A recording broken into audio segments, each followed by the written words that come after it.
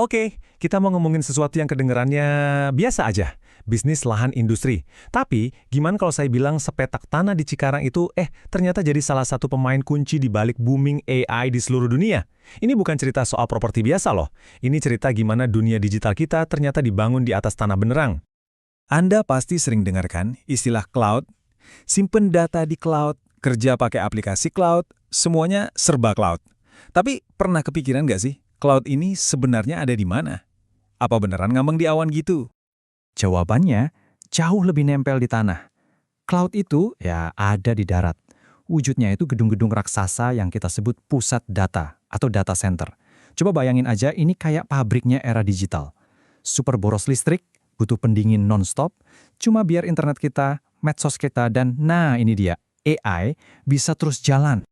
Nah, disinilah jagoan kita muncul. PT Pura Delta Lestari, kodenya DMAS. Uniknya, mereka ini nggak ikutan nambang emas digitalnya. Enggak, mereka justru jualan cangkul dan sekopnya. Maksudnya, ya mereka nyiapin lahannya buat para raksasa teknologi yang lagi pada nambang itu. Strategi lama, tapi wow, cerdas banget ternyata.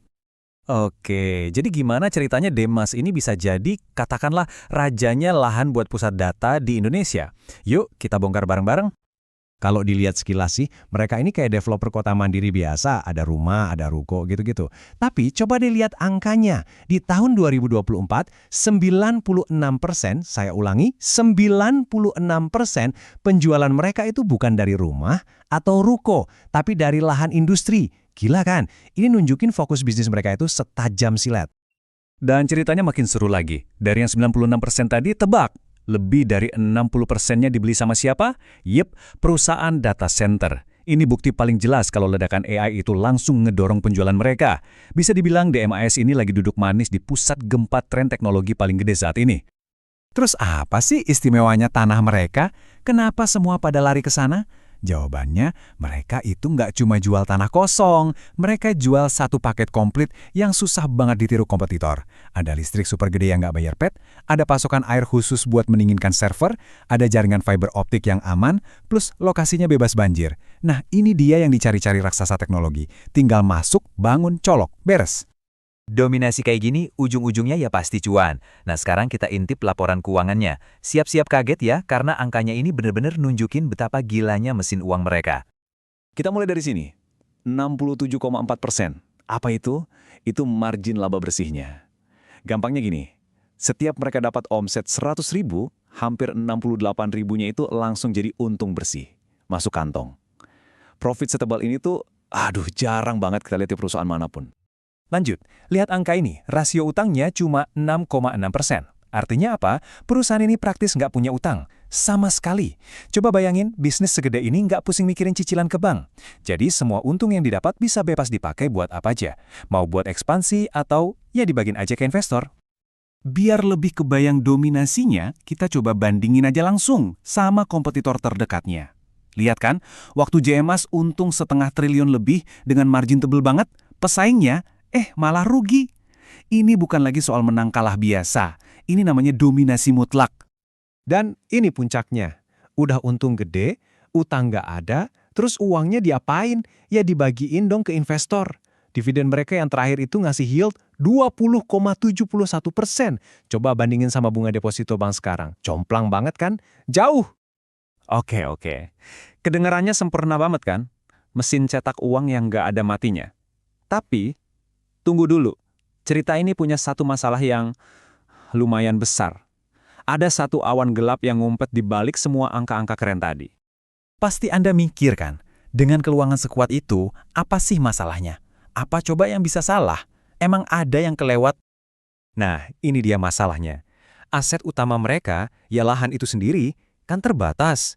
Dan terus dijual. Sekarang, sisanya tinggal sekitar 723 hektar. Anggap aja mereka ini toko kelontong yang jual barang langka. Barangnya laku keras, tapi stoknya suatu saat bakal habis. Dan buat ngisi stok lagi itu susah banget. Pasti langsung kepikiran, ya udah beli tanah lagi aja kan gampang. Nah ternyata nggak segampang itu. Harga tanah di sekitar situ udah meroket gila-gilaan.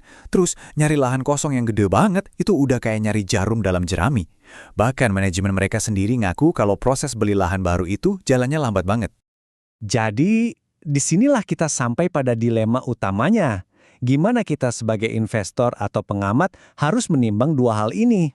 Di satu sisi, performa sekarang yang luar biasa. Tapi, di sisi lain, masa depan yang penuh tanda tanya besar. Oke, mari kita jejerin. Sisi positifnya atau bull case-nya, mereka ini rajanya lahan data center. Keuangannya super sehat, sekuat benteng. Dan dividennya gede banget. Tapi ada sisi negatifnya, bear case-nya, tanah mereka makin menipis, bisnisnya juga terlalu tergantung sama satu industri aja, dan yang paling bikin deg-degan, pertanyaan besarnya adalah, kalau tanahnya udah habis, terus gimana? Satu pertanyaan simpel itu, gimana kalau lahannya habis? Itu benar-benar merangkum semua kekhawatiran orang-orang di pasar. Dan jawaban atas pertanyaan itulah yang bakal nentuin nasib perusahaan ini ke depannya. Bahkan para analis profesional di pasar modal pun bingung. Coba lihat aja target harga mereka. Rentangnya lebar banget. Ada yang bilang harganya bisa turun, tapi ada juga yang optimis banget harganya bisa naik tinggi. Ini menunjukin kalau dilema ini nyata. Dilema antara masa kini yang cerah banget dan masa depan yang masih abu-abu. Jadi intinya balik lagi ke pertanyaan ini. Apakah Demas ini sebuah cerita growth teknologi yang bakal terus nemuin cara buat tumbuh di tengah gelombang AI?